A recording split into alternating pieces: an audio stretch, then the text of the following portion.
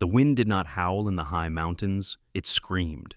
It tore through the pines with the violence of a rusted saw, carrying sheets of ice that could strip the flesh from a man's face. In this brutal, unforgiving stretch of the frontier, mercy was a luxury no one could afford. The land took what it wanted, and it took without asking. Silas marched through the knee-deep drifts, his broad shoulders hunched against the gale. He wore a heavy buffalo hide coat, the thick collar pulled up to meet the brim of his weathered Stetson. His rifle, a heavy Sharps buffalo gun, was slung across his back, the metal freezing against the thick leather of his coat. He was a man carved from the very mountain he inhabited, silent, rugged, and intimately familiar with the cruelties of winter. He had been out checking his snare lines, hoping for a rabbit or a fox, but the storm had hit early, burying the traps under a foot of fresh, blinding snow. He was turning back toward his homestead when he saw it. At first he thought it was a fallen branch, a dark shape marring the endless expanse of white. But as he drew closer, his sharp eyes caught the unnatural angle of the shape. A piece of fabric faded. Calico fluttered weakly in the wind, rapidly stiffening with frost. Silas stopped.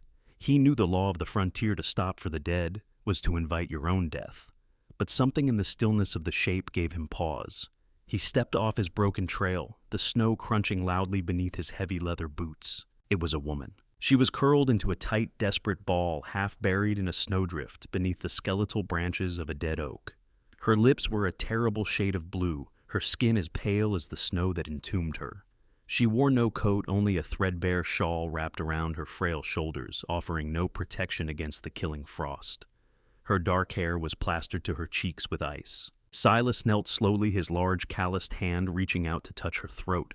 He expected the hard, unyielding cold of a corpse. Instead, against the tips of his rough fingers, he felt a flutter, a pulse. So faint it was almost a ghost, but it was there. She had not wandered out here by accident.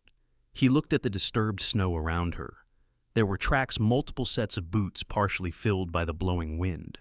They led away deeper into the valley. She had been left, abandoned. In a land this harsh, a weak link meant death for the whole party. When food grew scarce and the cold bit deep, survival turned humans into monsters. They had measured the worth of her life against their own, and they had chosen to leave her to the wolves. A low rumble of anger stirred deep in Silas's chest, a warmth foreign to the freezing air. He had seen many atrocities committed in the name of survival, but the deliberate discarding of a human soul always turned his stomach. Without a word, he unbuttoned his heavy buffalo coat. He slid his arms under her small, stiff body. She was terrifyingly light, like a bundle of hollow reeds. As he lifted her, a tiny broken gasp escaped her blue lips. "Hold on," Silas rasped, his voice a gravelly whisper lost instantly to the wind. He wrapped his massive coat around her, tucking it tightly to seal in whatever fragile warmth remained.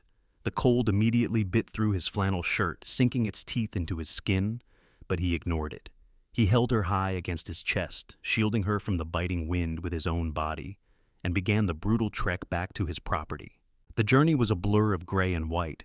Every step was a battle against the mountain, but Silas possessed a stubborn, quiet strength that the wilderness could not break. His breath plumed in the air in violent, rhythmic clouds.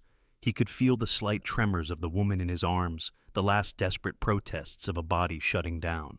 Finally, the dark shape of his homestead loomed through the whiteout. He didn't head for the main cabin. The roof had taken damage in the last squall, and the draft was fierce. Instead, he forced his way toward the barn. It was a fortress of thick, tightly woven pine logs built into the side of a hill to insulate it against the deepest freezes. Inside, he kept his supplies, his mule, and a large iron stove. He kicked the heavy wooden door open and shoved his way inside, slamming it shut behind him with the heel of his boot. The sudden absence of the screaming wind was deafening. The barn was dim, smelling of hay-dry wood and the earthy scent of the mule in the far stall. It was bitterly cold, but it was dry. Silas moved swiftly. He carried the woman to a raised platform in the corner, covered in a thick layer of clean straw. He laid her down gently, unrolling a heavy wool blanket to place beneath her. She did not move. Her breathing was so shallow her chest barely rose. Silas grabbed a handful of dry kindling and a split log from the pile near the iron stove. His hands, thick and scarred, moved with practiced efficiency. Within moments, the strike of a flint sent a spark flying, catching the dry tinder. A small orange flame licked upward, casting dancing shadows against the rough-hewn walls. He fed it until the fire roared within the iron belly of the stove, radiating a fierce, desperate heat. He returned to the woman. She was shivering now, a violent, uncontrollable trembling. It was a good sign. It meant her body was finally recognizing the warmth and fighting to draw blood back to her frozen limbs. Silas sat on a wooden stool beside her. He pulled the buffalo coat back just enough to look at her face. The frost was melting from her eyelashes, leaving tears of water tracking down her pale cheeks. She looked terribly young and terribly broken. He reached into a leather pouch at his belt, pulling out a small flask of strong corn whiskey. He carefully lifted her head, supporting her neck with one massive hand, and tipped a single drop past her lips. The alcohol burned. The woman coughed a weak rattling sound, and suddenly her eyes fluttered open. They were brown-wide and filled with a terror so pure it made Silas's chest tighten. She stared at him, seeing the scarred, weathered face of a giant mountain man, the dim light of the fire reflecting in his dark eyes. She shrank back into the hay, her hands curling into fists, bracing for the violence she had come to expect from the world. Silas did not reach for her. He did not speak words of comfort, for he knew they meant nothing. Instead, he slowly set the flask down, pulled the heavy wool blanket up to her chin, and took a step back, giving her space to breathe. "You're safe," he said, his voice low, rough as tree bark. "The fire is warm. The door is barred." He turned his back to her, moving to the stove to melt a pot of snow for water. He let the fire crackle, letting the heat and his quiet, steady presence prove what his words could not. Outside, the storm raged, burying the tracks that led to his door. But out there in the white wasteland, the ones who had left her to die were still moving, and Silas knew the frontier rarely let the past stay buried for long. The iron stove at the center of the barn began to glow with a dull, angry red light radiating a fierce heat that warred against the suffocating chill. Outside, the blizzard battered the heavy pine logs, the wind shrieking like a wounded animal. But inside the thick walls, the air slowly began to soften. From her bed of hay and thick wool, Cora lay completely still. Her eyes were closed, but she was entirely awake. The agonizing process of thawing had begun. As her core temperature imperceptibly rose, the blood began to force its way back into her frozen extremities. It did not feel like relief. It felt like holding her bare hands over an open flame. 1,000 needles of pure fire pricked at her fingers, her toes, and the tip of her nose. She bit her cracked lower lip to keep from crying out, tasting the metallic tang of her own blood. In the wild, showing pain meant showing weakness. And to the women who had left her in the snow, to the vicious, desperate gang that called themselves her sisters, weakness was an invitation to the slaughter. She cracked her eyelids just a fraction, peering through the veil of her dark, damp lashes. The giant of a man was standing by the stove. He had removed his heavy buffalo coat and his Stetson, revealing a head of thick, unruly dark hair that curled at the nape of his neck. His shoulders were impossibly broad beneath a worn red and black flannel shirt. He moved with a deliberate, quiet economy that seemed completely at odds with his massive size. He was not pacing like a predator. He was anchored a solitary mountain of a man going about his work. He held a large hunting knife in one hand and a strip of dark-dried venison in the other. With practiced rhythmic strokes, he shaved thin flakes of the cured meat into a blackened tin pot resting on the flat top of the stove. Next, he added a handful of dried wild onions from a canvas sack and topped it off with chunks of clean, hard-packed snow. The smell hit Cora a few minutes later. It was rich, salty, and thick with the scent of wood smoke and roasted meat. Her stomach, which had been empty for 3 agonizing days, contracted violently. A small, pathetic whimper escaped her throat before she could swallow it down. The man stopped stirring the pot. He did not turn his head immediately. He wiped his knife on a rag, sheathed it at his belt, and then slowly turned to face her. Cora's breath hitched. She pulled the heavy wool blanket tighter around her neck, her small knuckles turning white. She braced herself for the demand. In her miserable existence, no one gave anything for free. Food, warmth, shelter, they all came with a brutal price. She squeezed her eyes shut, waiting for him to approach and exact his toll. But the heavy footsteps did not come directly toward her. Instead, she heard the scrape of a wooden stool, the clinking of tin, and the slosh of liquid. "The thaw hurts worse than the freezing," a voice rumbled. It was deep, resonant, and scraped raw like a man who went weeks without speaking. "Means the flesh ain't dead yet. Means you get to keep your hands." Cora opened her eyes. Silas was kneeling about 3 feet from her makeshift bed. He held a steaming tin cup in his large, scarred hands. He did not step any closer, respecting the invisible boundary of her terror. "Sit up!" He instructed, his tone not unkind, but carrying the unquestionable authority of a man who commanded his own world. Trembling, Cora struggled to obey. Her muscles were stiff-locked in the rigor of the cold. She pushed herself up on one elbow, but her arm gave out. She collapsed back into the hay with a frustrated gasp. Silas set the cup on the floorboards. He moved forward, his massive frame blocking out the light of the stove. Cora flinched, shrinking away, but his hands did not strike her.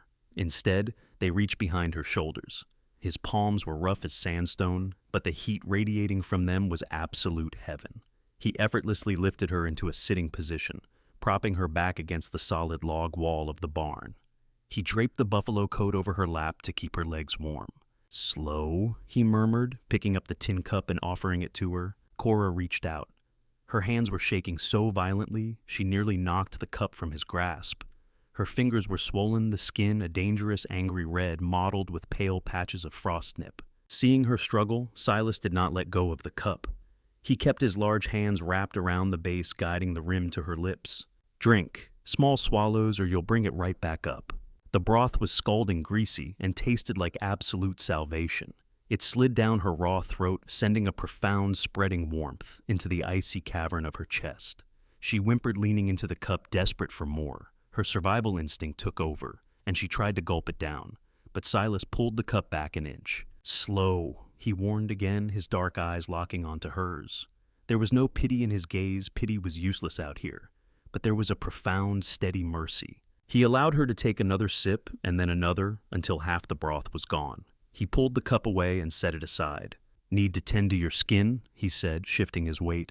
He pulled a small round tin from his pocket. "Got bear fat and pine pitch. Smells foul, but it draws the cold out of the cracks. Keep the rot away." Cora watched him with wide, skittish eyes as he popped the lid off the tin. The smell of rendered animal fat and sharp pine resin filled the space between them. "Give me your hands," he said. It was a request, not a command.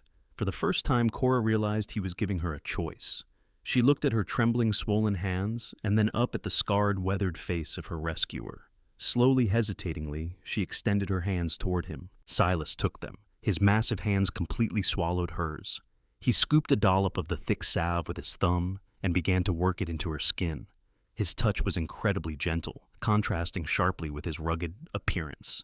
He rubbed the grease into her cracked knuckles, over the angry red skin of her wrists, and between her stiff fingers. The salve burned slightly as it hit the raw patches, but the friction of his thumbs generated a deep, soothing heat. For Cora, who had been slapped, shoved, and ultimately abandoned by those she was forced to travel with, this simple act of care was overwhelming. Tears welled in her eyes, hot and fast, spilling over her eyelashes to cut clean tracks down her soot-stained cheeks. She didn't sob. She just wept silently, the tension of the last 3 days finally breaking. Silas did not comment on her tears. He kept his eyes on her hands, working the salve into the skin with rhythmic, methodical care. When he finished with her hands, he carefully lifted the edge of the blanket and did the same for her bare, frozen feet, wrapping them snugly in dry wool strips when he was done. "What's your name?" he asked quietly, his eyes focused on the fire. Cora swallowed hard, her throat tight. She hadn't spoken since she had begged the sisters not to leave her in the snow. Her voice was raspy, broken. "See, Cora." Silas gave a single short nod. He stood up, his massive frame towering over her in the dim light. He picked up the half-empty cup of broth and handed it back to her. "I'm Silas. Drink the rest, Cora. You're going to need your strength." He turned away, walking back to the stove to add another log to the fire. Cora clutched the warm tin cup to her chest, the smell of pine and bear fat on her skin. She looked around the sturdy wooden walls of the barn, listening to the furious blizzard outside. She was alive. She was warm. And as she watched the broad back of the silent mountain man, she realized something else. For the first time in a very long time, she was safe. As the day bled into a starless, violent night, the storm outside did not break. It multiplied. The wind changed its pitch, rising from a howl to a sustained, deafening shriek that battered the thick pine logs of the barn. Dust and small fragments of dried moss drifted down from the rafters with every heavy gust. Yet, inside the iron stove remained a steadfast anchor of heat, pushing back the fatal frost. Cora sat huddled on the raised platform, the thick wool blanket pulled tightly around her shoulders, the heavy buffalo coat covering her legs. The violent shivering had finally subsided, replaced by a deep bone-weary ache. The broth and the warmth were working their slow magic, pulling her back from the edge of the abyss. Across the small expanse of the barn, Silas sat on his low stool. A kerosene lantern hung from a wrought iron nail above his head, casting a warm, golden circle of light over his broad shoulders. He had retrieved his Sharps rifle and was meticulously cleaning it. The smell of gun oil and brass mingled with the scent of wood smoke and bear fat. He moved a heavy cloth along the long, lethal barrel with the same quiet, deliberate focus he had used to rub the salve into her frozen hands. The silence between them stretched thick, but not uncomfortable. It was the silence of two people who understood the exhausting nature of survival. Cora watched the firelight dance across the deep scars on Silas's knuckles. She owed this man her life. In the brutal economy of the frontier, a debt of a life was a heavy chain, but looking at the steady, unhurried way he tended to his rifle, she felt no threat. Only a lingering, profound disbelief that such mercy existed in a world that had shown her none. "They didn't just lose me," Cora said suddenly. Her voice was frail, rasping against the quiet crackle of the stove, but it was steady. Silas's hands stopped moving. He did not look up immediately, allowing her to control the space and the pace of her confession. He simply gave a single slow nod, a silent permission to continue. "The tracks you saw in the snow," she went on, her fingers tightening into the wool of the blanket. "They didn't leave me by accident. They made a choice." Silas set the oiled cloth down on his knee. He lifted his dark, heavy-lidded eyes to meet hers. Who were they? Cora swallowed the memory, tasting like ash and bitter cold. "They call themselves the Sisters, but they ain't blood. They're bound by something much worse. Blood they've spilled mostly. They're thieves, scavengers, women who got chewed up by the frontier and decided to become the teeth instead." She looked down at her bandaged feet. "I wasn't one of them, not really. Agatha, their leader. She took me in a trade down in a mining camp 3 months ago. I was supposed to be extra hands, someone to wash, to carry the heavy packs, to take the beatings when tempers ran hot." Silas's jaw tightened. The muscle feathered in his cheek, the only outward sign of the dark fury building in his chest. He knew of gangs like that. The wilderness stripped away the polite veneer of civilization, leaving only the raw, ugly instinct to dominate and consume. He picked up his rifle again, his thumb brushing over the heavy hammer. "We were trying to cross the pass before the deep snows hit," Cora continued, her voice trembling slightly as the terror of the previous days flooded back. "But we were too slow. The blizzard caught us on the ridge. The mules froze to death 2 days ago. Rations were gone. When the whiteout hit, we couldn't see 10 feet in front of us." She paused, taking a shaky breath. The phantom cold seemed to grip her lungs again. "Agatha stopped the march," Cora whispered. "She said the supplies we carried were too heavy, but leaving them meant starving. She looked at me. She said 6 women could survive on the rations of 7. She said the mountain demanded a sacrifice." Tears hot and fresh spilled over Cora's lower lids, but she did not wipe them away. "They didn't just walk away, Silas. They held me down. They took my heavy winter coat. They took my fur-lined boots. Agatha took my gloves." Cora's voice broke, reducing to a ragged, haunted whisper. "They stripped me of my warmth, pushed me into a snowdrift, and walked away. They laughed, Silas. I could hear them laughing as the wind took them." A heavy, suffocating silence descended on the barn, broken only by the rhythmic snapping of burning pine inside the iron stove. Silas stood up. He was a towering figure of muscle and corded strength. He walked over to the stove, picked up a heavy iron poker, and viciously jammed a fresh log into the fire. The flames roared, illuminating the hard, unforgiving lines of his face. He didn't offer empty platitudes. He didn't tell her it was going to be all right, because the frontier made liars out of optimistic men. "There's no such thing as a mountain sacrifice." Silas rumbled, his voice low and dangerous, carrying the weight of a creeping avalanche. "Just murder. Just cowardice wrapped in survival." He turned to look at her. The gentleness he had shown while bandaging her hands was gone, replaced by the hardened gaze of a warrior who knew the arithmetic of violence.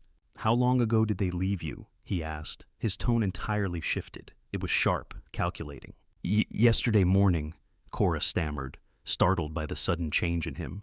"Maybe earlier. Time got lost in the white." Silas looked up at the heavy timber roof. The wind was screaming with renewed savage fury.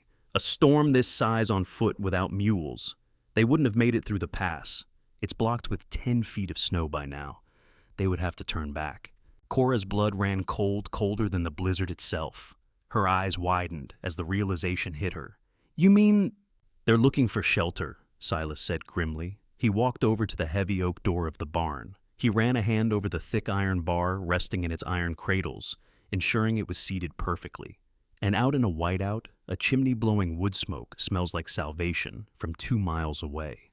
From the far stall, the large gray mule let out a sudden nervous whinny. It stomped its heavy hooves against the dirt floor, its ears pinned back flat against its head. Silas's head snapped toward the door. His instincts honed by years of solitary survival flared to life. He stepped away from the door, moving swiftly back to his stool. He picked up the heavy Sharp's rifle, his thumb smoothly pulling the hammer back with a sharp metallic asterisk click asterisk. He looked at Cora, his dark eyes resolute and terrifyingly calm. "Stay on the bed," he ordered softly. "Do not make a sound." Outside, rising above the ceaseless shriek of the blizzard, came the unmistakable heavy thud of a fist striking the solid oak door. The heavy thud against the oak door seemed to vibrate through the very floorboards of the barn. It was a blunt, desperate sound, barely cutting through the relentless shriek of the blizzard. Cora stopped breathing. The half-empty tin cup in her lap tipped, spilling a few drops of lukewarm broth onto the buffalo coat, but she didn't notice. The blood drained completely from her face, leaving her as pale as the snow she had been pulled from. The terror that seized her was absolute, locking her muscles and turning her blood to ice water. Silas did not hesitate. He moved with the sudden lethal grace of a cougar. In 2 long strides, he crossed the floor and turned the knob on the kerosene lantern, extinguishing the yellow flame instantly. The barn was plunged into heavy shadows, illuminated only by the angry, pulsing red light escaping from the vents of the iron stove. "Quiet," Silas breathed, his voice barely a vibration in the dark. He moved silently to the front wall of the barn. His large hands expertly traced the rough pine logs until he found a small knothole chink just beside the heavy door frame. He pressed his face against the cold wood, peering out into the blinding chaos of the storm. Outside, the whiteout was absolute, a swirling vortex of ice and fury. But through the biting snow, Silas could make out the dark, shapeless silhouettes of 5 figures huddled against the wind. They were wrapped in thick furs and heavy wool coats that had likely been stolen from the dead. "Hello, the cabin," a voice called out. It was a woman's voice, but there was nothing soft about it. It was raspy, weather-beaten, and pitched loud enough to carry over the gale. It had a sickeningly sweet cadence to it, a practiced helplessness that made Silas's stomach turn. Cora let out a whimper so faint it was like the squeak of a trapped mouse. She pressed both her hands over her mouth, her wide, panicked eyes fixed on Silas's imposing silhouette in the dark. She knew that voice. It was the voice that had commanded the others to take her coat. It was Agatha. "We're just a group of freezing women out here, mister," Agatha shouted, pounding a heavy-gloved fist against the oak door again. "Storm caught us on the ridge. Our mules are dead. We just need to sit by your fire till the white clears. Have some Christian mercy, won't you?" Silas remained completely still, his finger resting lightly against the trigger guard of his Sharp's rifle. He said nothing. The first rule of a siege was to never give away your position or your numbers. Let the enemy guess. Let the cold wear them down. For a long minute there was only the sound of the howling wind. Then the tone of the voice outside began to change. The fake sweetness melted away, exposing the jagged rusted iron beneath. "I know you're in there," Agatha snarled, her voice dropping into a vicious, ragged bark. "I can smell the wood smoke. I can smell the grease. And I can hear that mule stomping in the stall. You open this door, or we'll freeze to death on your porch, and our ghosts will haunt this timber till it rots." "Agatha, my toes are gone, I can't feel 'em," another woman's voice whined from the dark, trembling and desperate. "Shut your mouth, Bess," Agatha snapped. Silas stepped back from the wall. He moved swiftly and silently through the dim, red-lit barn.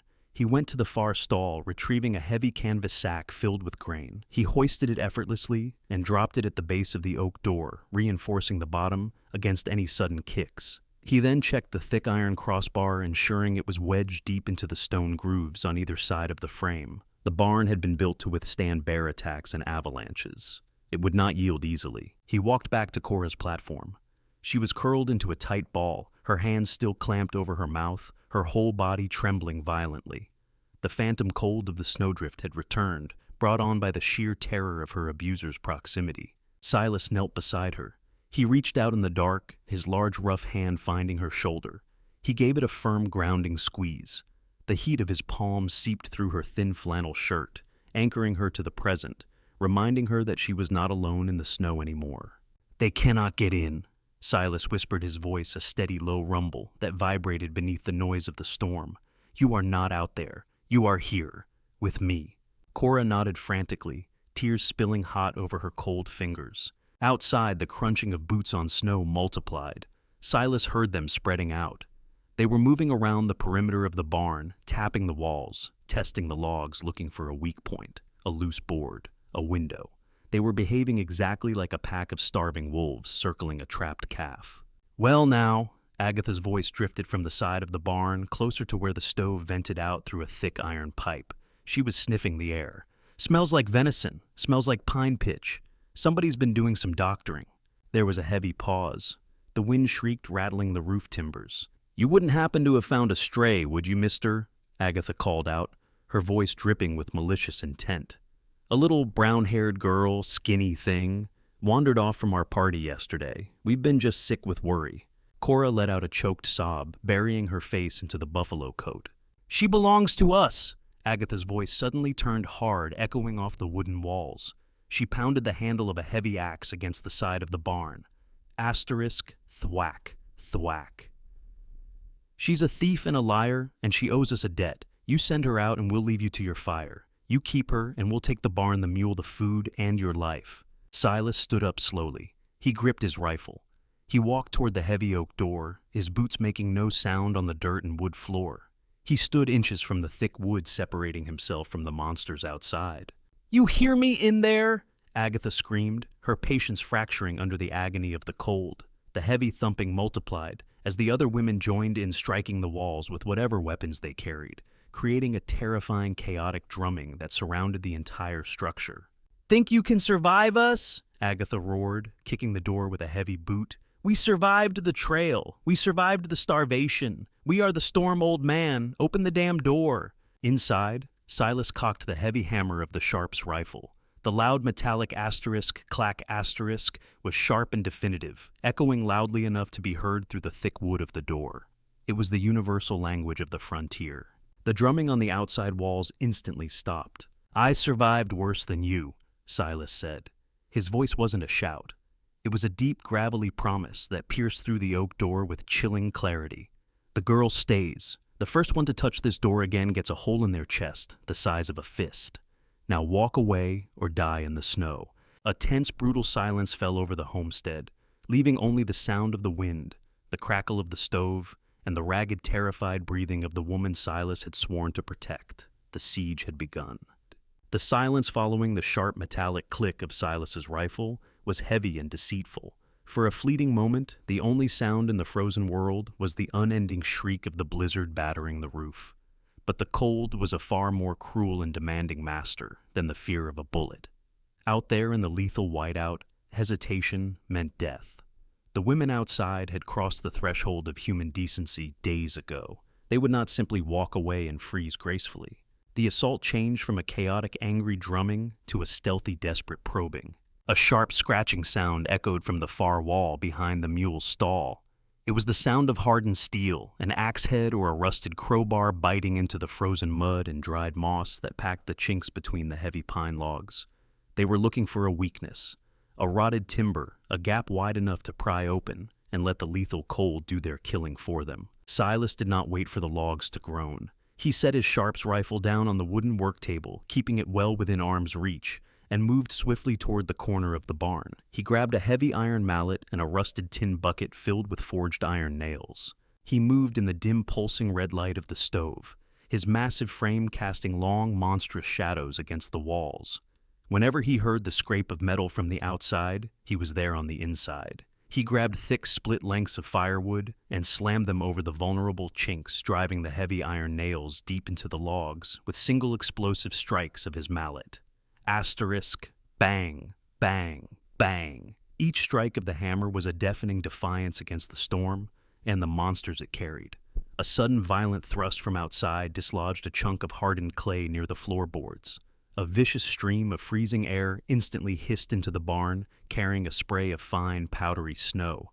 Silas dropped to one knee, ignoring the biting cold that slashed across his face, and slammed a heavy oak plank over the breach, nailing it shut before the wind could steal the barn's precious heat. From her bed of hay, Cora watched him, her heart hammered against her ribs like a trapped bird. The terror was a physical weight pressing the breath from her lungs. But it wasn't just fear of Agatha and the sisters anymore. It was a deep, consuming guilt. She looked at the giant of a man sweating in the freezing draft to protect her. He was risking his sanctuary, his supplies, and his life. For what? For a broken, discarded thing.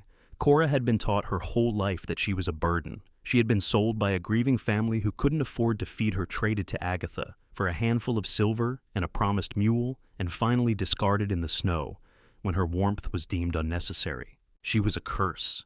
Death followed her, and now it was clawing at the walls of the only man who had ever shown her an ounce of mercy. The scratching outside moved toward the front door. Agatha's voice bled through the heavy oak, no longer shouting, but a venomous, hissing promise. "You can't stay awake forever, mountain man. The fire will die. The cold will take you. Just slide the bar. Give us the girl. We only want what's ours." Cora's chest heaved. A sob ripped from her throat, raw and agonizing. She could not let this man die for her. She was not worth the blood that would inevitably be spilled on this dirt floor. Pushing through the crippling ache in her thawing limbs, she forced herself to move. She gripped the heavy buffalo coat, pulling it tightly around her frail shoulders, and swung her legs over the edge of the platform. Her feet, wrapped in the thick strips of wool Silas had tied, hit the freezing floorboards. Her knees buckled immediately, but she grabbed the edge of a wooden post, hauling herself upright. Silas was at the door testing the iron crossbar when he heard the drag of her footsteps. He spun around his hand, instinctively dropping to the heavy hunting knife at his belt. When he saw her standing there, swaying like a ghost in the dim light, his dark brows crashed together in a fierce frown. "Get back to the fire," he commanded, his voice a low, rough rumble. Cora shook her head, tears streaming freely down her pale, bruised cheeks. She took another agonizing step toward the door. "No, Silas, please. You have to let me go out there." Silas stared at her, his eyes hardening. "You go out that door, you're dead in 10 minutes. If the cold doesn't kill you, they will." "They want me, not you," Cora cried out, her voice cracking with despair. She reached out with a trembling hand, pointing a bandaged finger at the heavy oak door. "I'm a dead woman anyway. I was supposed to die in the snow. You have food, you have a home. If you keep me here, they will burn it down or wait until you starve. I am not worth your life." She tried to push past him, a pathetic, desperate surge of energy carrying her forward. She reached for the heavy iron crossbar, her small, scarred hands desperately trying to lift the massive weight. Silas did not shout. He did not strike her. He simply dropped his mallet. His massive, calloused hands reached out and enveloped her wrists. He pulled her hands away from the iron bar with a gentle, terrifying ease. He stepped into her path, completely blocking the door with his broad chest. Cora collapsed against him, sobbing uncontrollably. She beat her small fists against his flannel shirt, a futile, broken gesture of surrender. "Let me go! Let me pay the debt! Please just let me go!" Silas stood perfectly still, letting her exhaust her fragile strength against him. When her blows weakened into trembling leans, he shifted his grip. He released her wrists and took her firmly by the upper arms, holding her steady. He looked down into her wide, tear-drenched eyes. The heat radiating from his massive body was overwhelming, a stark contrast to the icy draft seeping through the door behind him. "Listen to me," Silas rasped, his voice vibrating deep in his chest. It was not a gentle voice, but it was anchored in an absolute, unshakable truth. "I have lived on this mountain for 10 years. I have seen men kill each other for a pair of boots. I have seen what the frontier does to the weak, but I do not trade lives." He reached up his rough thumb, brushing a freezing tear from her cheek. The gesture was shockingly tender for a man forged in violence. "You were sold," Silas continued, his dark eyes burning into hers. "You were abandoned. You were treated as meat. But you are inside my walls now, and I do not throw away what I have saved." Cora stared at him, her breath catching in her throat. No one had ever claimed her value without a price attached. No one had ever stood between her and the wolves.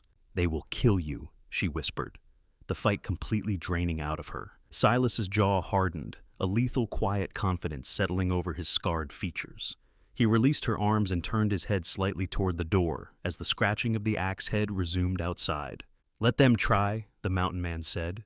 Without another word, he scooped her up into his arms, carrying her easily away from the freezing draft and back toward the safety of the iron stove, leaving the desperate monsters outside to battle the impenetrable fortress of wood iron and a broken warrior's vow.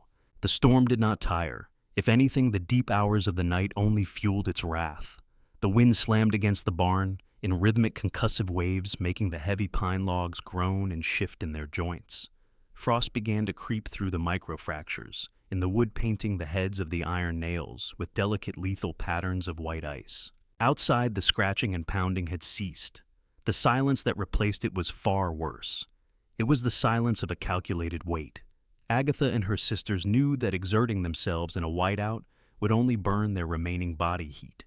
They had likely dug themselves into the snowbanks against the lee side of the barn, using the structure to block the wind, waiting for the mountain man to fall asleep, or for the firewood to run out. It was a siege of attrition, and the cold was their champion. Silas placed Cora gently back onto the raised platform, arranging the heavy buffalo coat over her trembling shoulders. He did not immediately return to his vigil at the door. Instead, he knelt by the iron stove, feeding 2 more thick logs into its glowing belly.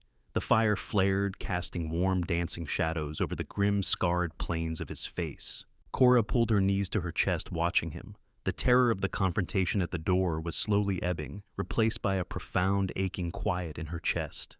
She had offered her life to save his, and he had flatly, furiously refused it. He had looked at her, a discarded, frostbitten thing, and declared her worthy of his protection. "You should sleep," Silas rumbled. Not turning his head from the fire, he pulled his Sharps rifle across his lap, a heavy cloth in his hand. Though the weapon was already immaculately clean, it was the idle motion of a man who needed his hands to stay busy to keep his mind quiet. "I can't," Cora whispered. Her voice was stronger now, bolstered by the hot broth and the undeniable sanctuary of the barn. "Every time I close my eyes, I see the snow. I hear them laughing." Silas stopped wiping the rifle barrel. He stared into the red coals visible through the lower draft grate of the stove. "The mind holds on to the coal longer than the flesh does," he said quietly. "It takes time for the blood to remember how to be warm." He set the rifle aside and reached for a tin cup, pouring a small measure of the remaining hot water from the kettle. He added a splash of the corn whiskey and handed it to her. His massive fingers brushed against hers. The contrast between his calloused, weather-beaten skin and her frail, bruised hands was stark, yet his touch was lighter than a falling leaf. "Drink, it'll settle your nerves," he instructed. Cora took the cup with both hands, letting the heat seep into her palms. She took a small sip. The bite of the whiskey cut through the lingering chill in her chest. She looked around the dim, sturdy walls of the barn, the hanging tools, the neatly stacked cords of wood, the quiet mule breathing softly in its stall. It was a fortress built by a man who intended to keep the world out forever. "Why are you out here, Silas?" she asked, the question slipping out before she could stop it. In the civilized world, it was dangerous to pry into a frontier man's past. But here, trapped in the belly of a blizzard with death sitting on the porch, the rules of polite society felt utterly meaningless. A man who builds walls this thick, he's either hiding a great treasure or hiding from a great pain. Silas went perfectly still, the muscle in his jaw flexed. For a long moment, the only sound was the furious howl of the wind tearing at the roof. Cora thought she had pushed too far, that he would retreat back into his fortress of silence. But then he let out a slow, ragged breath. "I had a farm," Silas began, his voice barely a whisper, yet it carried clearly through the small space. "Down in the river valley, 500 miles east of here. Good soil, soft winters. I built a cabin with a real glass window. Brought my wife there." Cora's breath hitched. She saw the way his eyes darkened, the way his massive shoulders seemed to sag under an invisible crushing weight. "Her name was Sarah," he continued, staring into the flames as if watching the ghost of his past dance in the embers. "She had a laugh that could make the crops grow. We had a boy, just turned 4. He was small like you." Silas looked down at his huge, scarred hands, turning them slowly in the firelight. "Cholera came through the valley," he said, his voice turning hard, brittle like frozen wood.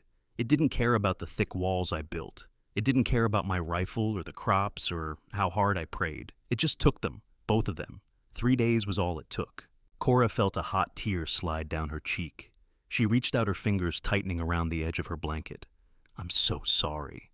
"The town doctor wouldn't come," Silas rasped, a dark, terrible anger bleeding into his words. Said he couldn't risk the contagion for a farm out on the edge of the settlement. The civilized men, they locked their doors. They let us rot. They were cowards wrapped in fine cloth. He looked up, meeting Cora's tear-filled eyes. The depth of the sorrow in his gaze was staggering. It was the look of a man who had been completely broken, shattered into 1,000 pieces, and had simply refused to put himself back together. "I buried them under the oak tree," Silas said quietly. "Then I burned the cabin to the ground. I walked away from the valley, from the towns, from the people. I came to the highest, coldest place I could find, because the mountain doesn't lie to you. The winter doesn't pretend to be your friend before it kills you.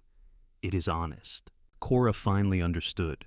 She understood the silence, the isolation of the heavy buffalo coat. He hadn't come to the mountain to survive. He had come to the mountain to freeze the pain out of his heart. But then he had found her. She set the tin cup down on the floorboards. Moving slowly, fighting the stiffness in her limbs, she shifted to the edge of the platform. She reached out her small bandaged hand and laid it gently over his massive scarred fist. Silas flinched slightly at the contact, unaccustomed to the touch of another human being that didn't involve violence, but he didn't pull away. "The winter is honest," Cora whispered, her voice trembling but full of a fierce, sudden strength. "But it is not the only thing that is true, Silas. You thought the cold had taken everything from you. You thought you were dead inside." She moved her thumb, tracing a thick white scar across his knuckle. "But a dead man doesn't carry a stranger through a blizzard. A dead man doesn't give away his fire or stand between a broken girl and the wolves. You didn't leave your heart in the ashes of that cabin. You brought it up here with you. It's just been waiting." Silas stared at the small, fragile hand resting on his. He looked up into Cora's eyes. They were no longer the terrified, hollow eyes of a victim left to die. They were bright, warm, and fiercely alive.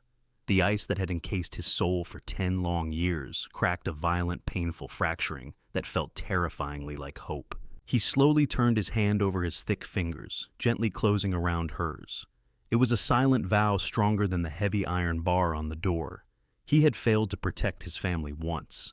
He would tear the mountain down with his bare hands before he let the frontier take this woman from him. The deepest part of the night, the hour when the blood runs slowest and the will to live wears dangerously thin, brought a new kind of terror. The wind had dropped, but only slightly replaced by a dense, suffocating drop in temperature. It was a cold that could snap a steel blade and freeze a man's lungs mid-breath. For the women outside the siege of attrition had failed. They could no longer wait for the mountain man to sleep. The freezing snow was already claiming their extremities. Desperation, pure and feral, finally overrode their fear of Silas's rifle. Inside the barn, Silas felt the shift in the air before he heard it. The unnatural quiet stretching between the gusts of wind was too tense. He stood up from his stool, his massive frame silhouetted against the red glow of the stove. He motioned for Cora to move. "Get behind the grain sacks," he ordered, his voice a low, urgent vibration. "Keep your head down.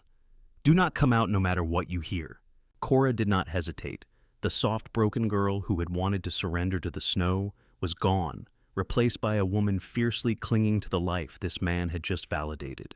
She gathered the heavy buffalo coat and scrambled behind the barricade of heavy canvas sacks in the darkest corner of the barn. Then came the smell. It wasn't the clean, sharp scent of burning pine from their stove. It was thick, acrid, and chemical burning rags soaked in stolen lamp oil. "They're trying to smoke us out," Silas grunted. A sudden explosive crack, shattered the silence. The heavy oak door shuddered violently on its iron hinges. They weren't just scratching at the chinks anymore. Agatha had found a heavy splitting maul, likely left near the woodpile outside, and was driving it directly into the center seam of the door. Crack. The thick wood splintered. The massive iron crossbar groaned against its stone brackets. "Burn it!" Agatha's voice shrieked from the other side, stripped of all humanity, sounding like a demon clawing its way out of the ice. "Burn the hinges! Break the wood!" Through the small gaps around the doorframe, an angry, flickering orange light appeared. They had lit torches. They were holding the flames directly against the dry, weather-beaten pine logs near the door, hoping to weaken the structure or force Silas to open it. Silas moved with lethal efficiency. He grabbed a heavy bucket of packed snow he had kept near the wall and hurled it against the seeping flames, extinguishing them with a loud hiss of steam. But as he did, a third massive blow from the maul struck the door. The top iron hinge gave way with a deafening screech of tearing metal. The heavy oak door pitched violently inward at an angle held up only by the bottom hinge and the iron crossbar. A gap the size of a man's arm opened at the top. Instantly, the screaming blizzard rushed into the barn, carrying a flurry of blinding white snow and a cold so absolute it burned the skin. A heavy fur-clad arm shoved its way through the gap, holding a blazing torch of rags and pitch. The intruder blindly thrust the fire into the barn, trying to ignite the dry hay scattered on the floorboards. Silas did not reach for his rifle. Firing blindly into a narrow gap was a waste of lead, and the flash would blind him in the dim light. Instead, he grabbed a thick, unsplit log of green oak from the woodpile. He lunged forward, letting the freezing wind whip across his face. With a brutal two-handed swing, he brought the heavy log down directly onto the arm, protruding through the gap. A sickening crunch of bone echoed over the howling wind, followed instantly by a shrill, agonizing scream. The arm was ripped back into the darkness. The burning torch fell to the dirt floor of the barn, the flames licking hungrily at the loose straw. Silas spun to stomp out the fire, but as he moved, a second figure threw their entire body weight against the slanted door. The iron crossbar slipped half an inch in its bracket. The gap widened. Agatha's face appeared in the opening. Her skin was frostbitten, cracked and smeared with soot. Her eyes were wide with a mad, starving frenzy. She held a rusted Colt revolver, shoving the barrel through the splintered wood, aiming wildly into the dim interior. "Give me the girl!" she screamed, her finger pulling the trigger. The gunshot in the enclosed space was catastrophic. The deafening asterisk, bang asterisk, blew the hearing from Silas's right ear. The heavy lead ball tore through the air, burying itself into a support timber inches from his chest, showering him in sharp splinters. Silas stumbled back, the ringing in his head, disorienting him for a fraction of a second. He looked down. The torch on the floor had ignited a pile of hay, the flames crawling dangerously close to the wooden walls.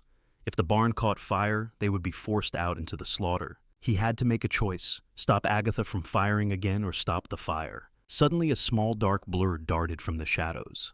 Cora. She had not stayed behind the grain sacks. Moving with a desperate, frantic speed, she grabbed the heavy iron skillet from the top of the stove. Ignoring the searing heat of the metal handle, she threw herself toward the spreading flames on the floor. She slammed the heavy cast iron down directly onto the burning torch, suffocating the fire in a desperate flurry of strikes. Agatha saw the movement, her mad eyes locked onto her former captive. She cocked the hammer of the revolver again, angling the barrel down toward Cora.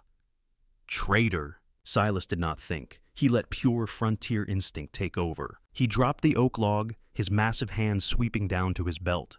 In one fluid, blindingly fast motion, he drew his heavy hunting knife and hurled it. The blade spun end over end through the freezing air and buried itself deep into the thick wood of the doorframe, a fraction of an inch from Agatha's hand. Agatha flinched violently, her shot going wide, burying itself into the dirt floor. Before she could recock the weapon, Silas was there. He grabbed the barrel of the searing hot revolver with his bare hand, ignoring the burn, and violently twisted it out of her grip. With his other hand, he grabbed the thick iron crossbar. He didn't pull the door open. He used his immense, terrifying strength to slam the heavy oak door back into its frame. The wood crushed against the frame with the force of a falling boulder. Agatha barely pulled her face away in time, but her heavy coat was caught in the splintered wood. She screamed in frustration, tearing the fabric to free herself, as Silas slammed a secondary iron pin into place, locking the battered door shut once more. The gap was sealed. The freezing wind was cut off. Silas leaned heavily against the thick oak, his broad chest heaving his breath, pluming in the suddenly still air. His hand was burned, his face cut by wood splinters, but his eyes were entirely focused on the floor. Cora was kneeling in the dirt. The fire was dead. The iron skillet lay beside her, smoking slightly.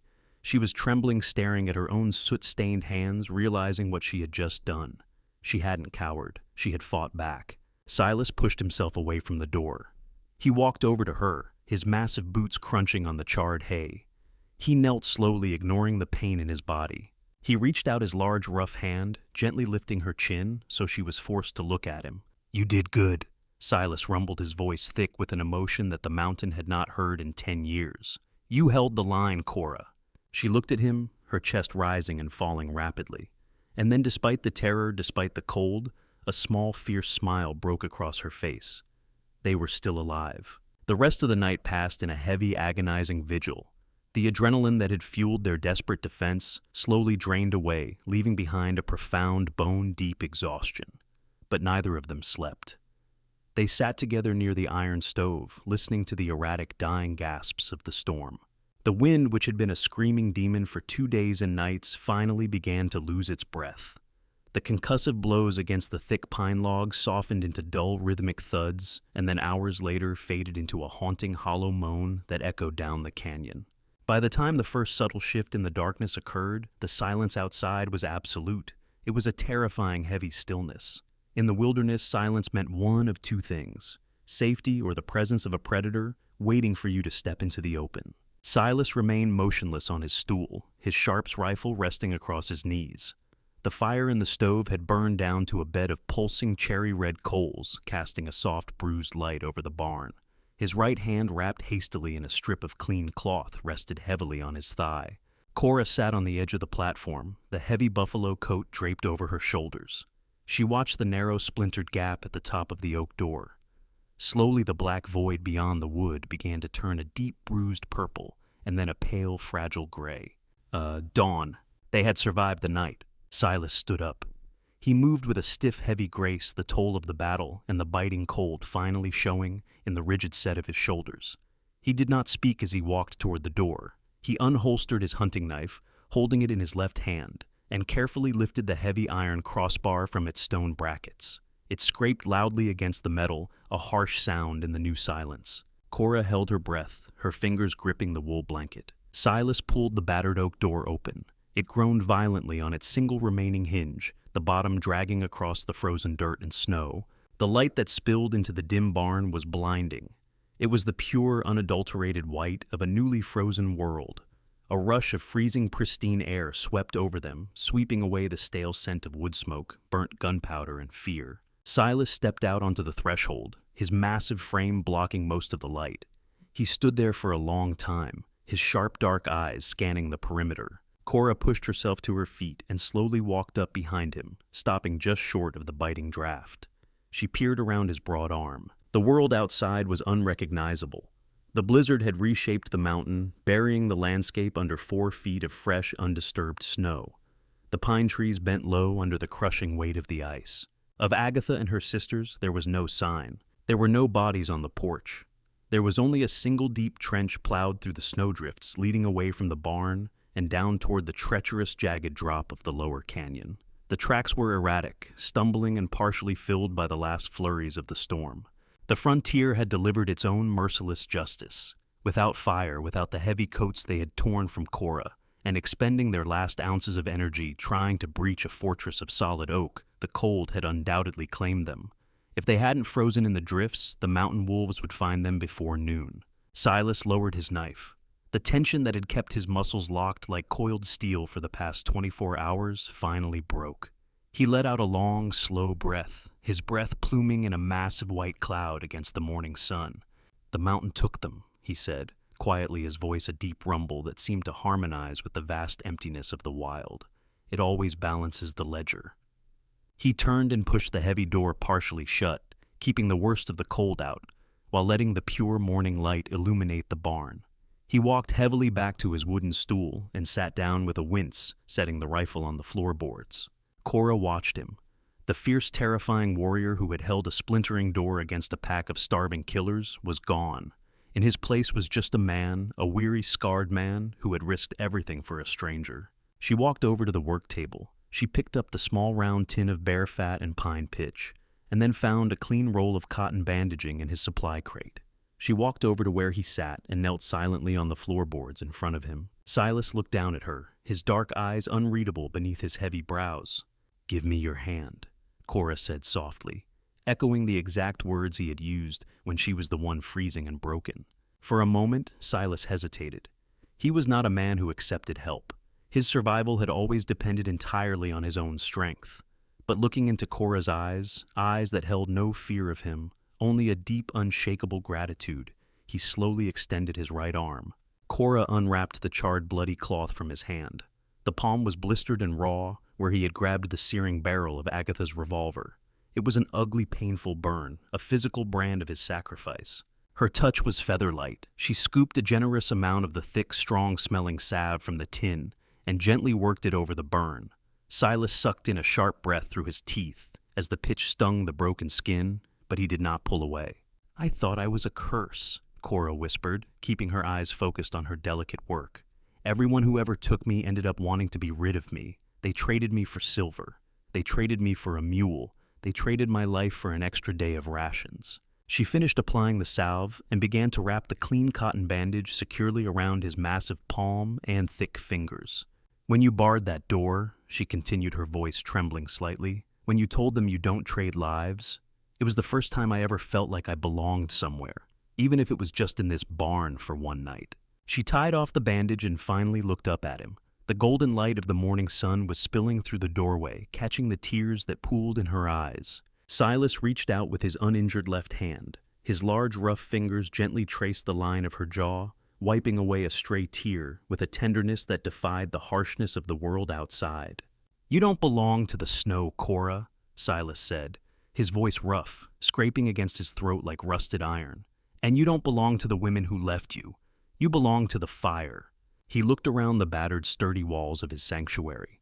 He looked at the split door, the scattered grain in the ashes of a battle fought and won. And then he looked back at the woman kneeling before him, the woman who had brought a frying pan to a gunfight to protect him. The ice around his heart, 10 years thick and forged in unbearable grief, was completely gone. "I built these walls to keep the world out," Silas murmured, his dark eyes locking onto hers with an absolute, unwavering certainty. "But a man can only live in a tomb for so long before he forgets how to breathe." He leaned forward, resting his forehead gently against hers. The heat of his skin was a stark contrast to the freezing morning air. "You stay," the mountain man promised, a fierce vow etched into the quiet of the frontier. "You stay, and we rebuild the door. We chop the wood. You are not a debt, Cora. You are my family now, and nothing on this mountain will ever touch you again." Cora closed her eyes, a sob of pure, overwhelming relief escaping her lips. She reached up her small, healing hands, resting against his broad chest, feeling the steady, powerful rhythm of his heart. Outside, the brutal, endless winter raged on, indifferent to the lives of men. The frontier was a land of teeth and frost, of sudden violence and quiet graves.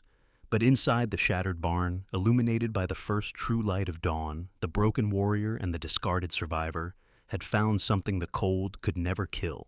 They had found each other, and in the heart of the unforgiving wilderness that was more than survival, it was salvation.